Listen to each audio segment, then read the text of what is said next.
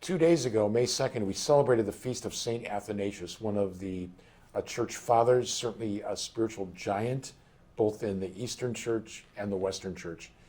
He was a bishop at the time of the Arian heresy, and the Arian heresy essentially denied the fullness of Christ's divinity. That Christ was a good man, indeed the most holy man that ever lived, but that he was in a sense adopted by the Father, not co-equal with the Father in terms of divinity.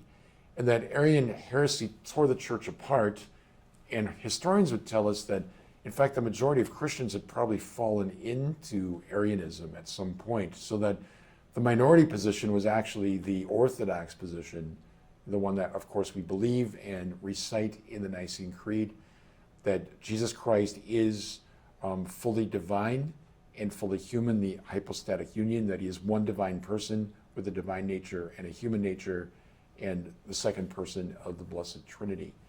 St. Athanasius defended all that, suffered for it, was exiled for it, was threatened with death. Such was the case of the political implications of theological arguments in the early centuries of the church.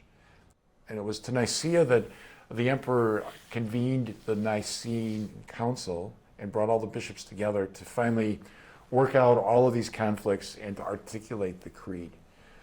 So because we know it so well, we can just kind of rattle off the Nicene Creed unthinkingly on Sunday morning, and yet behind those words lies the mystery of our faith, that we believe that in this one person living in one time in one place, namely Jesus Christ, the fullness of God has been made present to us here in human form.